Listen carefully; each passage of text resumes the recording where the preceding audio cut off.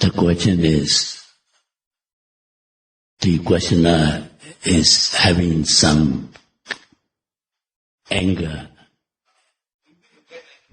Easy prone to anger, easy to get angry. And that is not only you, everybody who is not meditating is prone to anger. So, anger, and then another thing is stray thoughts, wandering mind, wandering thoughts arise. So, how to do it? How to combat? The short answer is to combat anger, tendency to anger. We have to practice meditation, this mindfulness meditation. Because as we have many times explained here, the Vipassana Bhavana inside meditation, Buddha has elaborated how to practice in Mahasatipatthana Sutta. And this introduction of Mahasatipatthana Sutta, Buddha explained the 7 benefits to practice this Vipassana Bhavana or mindfulness insight meditation. The first one is Sattana Visuddhiya, to purify the mind of the beings. Why we need to purify the mind? Because mind or non-meditator or the one who is not mindful or absent-minded, the mind is influenced by mental defilements. In Pali we call kilesa. And these kilesas or mental defilements are rooted in 3 main roots of greed or lobha, anger or dosa, and moha or delusion. So, that is why we need to practice this Vipassana Bhavana or mindfulness insight meditation to subdue and finally to eradicate from the mind. So that is the meaning of, Buddha said, main object and aims and object of practicing Vipassana Bhavana is to purify the mind. So for a meditator to combat anger or any mental defilement that arise must be taken as meditation object and contemplate on it. So that is the instruction given for all meditators to combat anger or also any other defilement that arise. If you take up as object of meditation and you contemplate on it like angry. Because in the Abhidhamma Buddha said mind's nature is mind can take up only one object at a time. So when you are noting mind is strong, the anger arises in the mind. So the angry mind cannot get into force. It gradually fades away, become less intensity and gradually fade away. If you are used to meditation. But as the saying goes, prevention is better than cure in medical science. So when you are angry, usually one's actions become violent, and at that time it is difficult to be mindful. So the best thing is to set oneself into action before it actually arises. As the saying goes, prevention is better than cure. Only when the occasion arises, then if you started this meditation, then it'll be difficult to quench the anger immediately.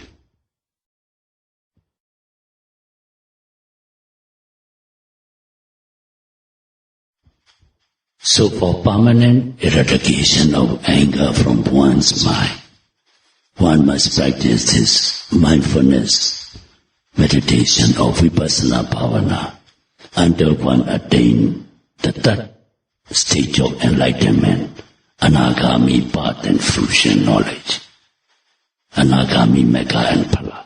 Then dosa is completely eradicated from mind, mental stream, and will never recur one will never be angry and one's samsaric existences. So for complete cure, one must meditate this mindfulness meditation until one achieves the third enlightenment. Prescribed antidote to counteract anger is mettā bhavana, that everybody is familiar. Radiating loving kindness meditation. If you start practicing loving kindness meditation, then one can temporarily suppress these anger or dosa. So mettā bhavana, Buddha prescribed in two ways. The one we are reciting here is as mentioned in Patisamhita Magga. Every night we chant Aham Vero Homi Avyapācho Homi. We have the book. You are welcome to take it, to study it. It is better that when you recite, when you radiate loving kindness meditation, you can do, if you are alone and if you are secluded, you can do by verbal recitation. Or if not, you can do mental recitation. But whatever you recite, if you know the meaning of the words, it is more effective.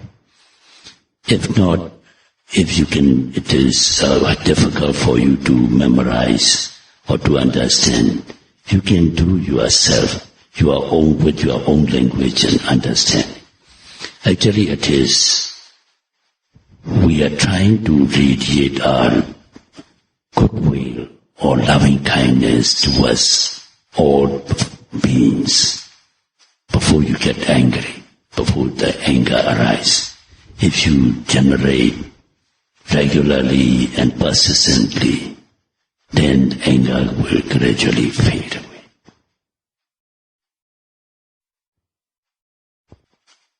And the second method Buddha recommends is in Mettā Sutta, the discourse on loving kindness that we recite every Tuesday here.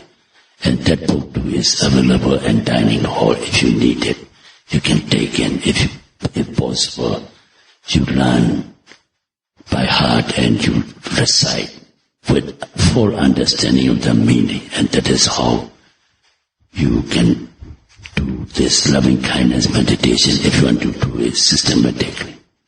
But if it is difficult for you all to memorize and recite, you can do with your own words. Every living being is afraid of suffering, and everyone wants to be happy. And we want to lead our life peacefully without any problems, complications, and suffering in life. So first you make a wish on yourself, because everybody loves oneself most.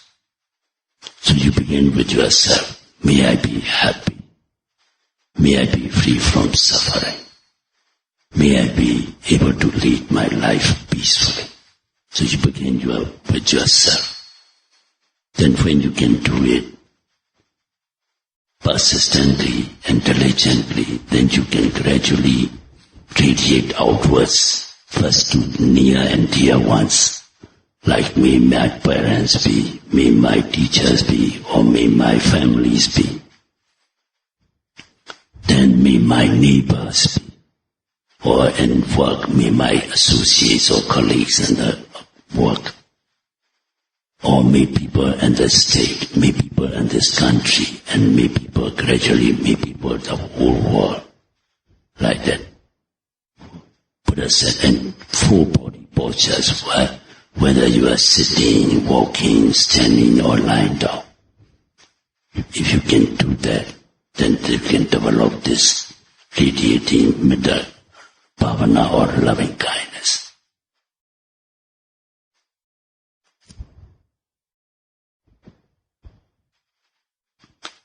Of course, if you do it not just casually, any spiritual practice, we need serious commitment to the practice. especially if you really want effective result. You got to do it seriously. In recitations or in either mentally or verbally, must be done with wholeheartedness, with goodwill. You must radiate loving kindness, not just like parrots singing, but taught to sing and singing. With wholeheartedness, if you can practice, and if, as a preliminary requisite, Buddha even prescribed 11 spiritual qualities to develop to be effective, your meditation to be effective. And this introduction to this mettā sutta. Sako ujuja sujuja swajoja samudu anadimani sando sakoja subaroja. What spiritual qualities to develop when you want to have a successful this mettā radiation. Sako, you must be able to practice, not just casually or temporarily and off and on. Regularly, devotedly, and persistently. If you do it, it is effective. Sako, ujuja.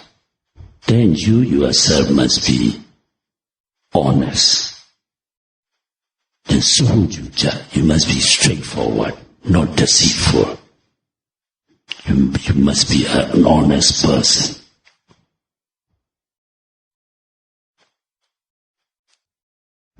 Then the fourth spiritual quality Buddha asks you to develop is suvajoja asa, meaning one must be docile. If one is stubborn and hard-headed, one cannot radiate loving kindness. So one must be easily to be admonished. Then this is the fourth quality one has to develop. Then move to the fifth one. One must be a gentle, not a ruffian or a violent one, to curb your anger. Mudu. Then the sixth is anadimani. One must be humble, not too egoistic and selfish. Then one cannot develop loving kindness or mettā. So the seventh one is Sayādaw Sunanda. Sako ujuja sujuja swajoja samudu anadimani Sayādaw Sunanda. One must be contented whatever one get in life. Sayādaw Sunanda, subaroja. One must be easily supported, especially he meant for his sanghas who are meditating loving kindness. If you are fussy in life, fussy about your food, fussy about your clothing, fussy in everything, then your mind cannot be restful and calm to meditate.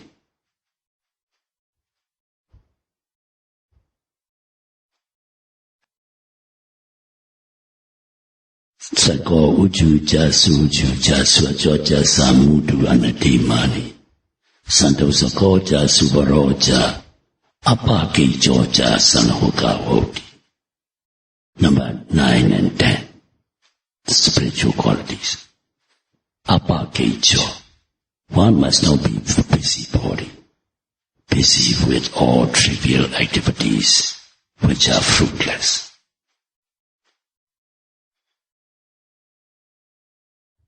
And the 11th one is Sandendriyoja. Buddha said one must have sense restraint. As you all know, sense desire or sense craving is like a thirsty person drinking salt water. It can never quench the sense craving by indulging in sense pleasure. So Buddha recommends for one who's bent on achieving spiritual progress, must restrain one's senses, wanting to see these pleasurable sights, pleasurable sound, pleasurable smell, pleasurable taste, and so on. So sense restraint is the 11th spiritual quality Buddha recommend us to develop. And the next quality Buddha recommend is nipakocha, meaning one must be prudent, one must be wise, and one must understand what actions are unwholesome or demeritorious, what actions are meritorious and profitable. So this nipakocha, one must be prudent. Nipakocha. Then the next is one must be modest. If one is too selfish, egoistic, and proud, then one cannot meditate this kind of, because loving kindness or mettā is one of the sublime states, what we call Brahmavihara. The uppermost shining beings, they live with these four sublime states of mind. This is a highly spiritual quality, sublime states of mind. Then the 14th quality is kulesananuketo, meaning too much involvement in social activity excessively is not conducive to develop tranquility or concentration. So one must check oneself. And that last one, the 15th one, is even the slightest fault. Abhagabo kulesananuketo nacha kota machare kinchi yena venyupare upavati. Buddha said, even seeing danger and the slightest fault, that kind of spiritual development, if you can develop, then you can easily succeed in this meditation.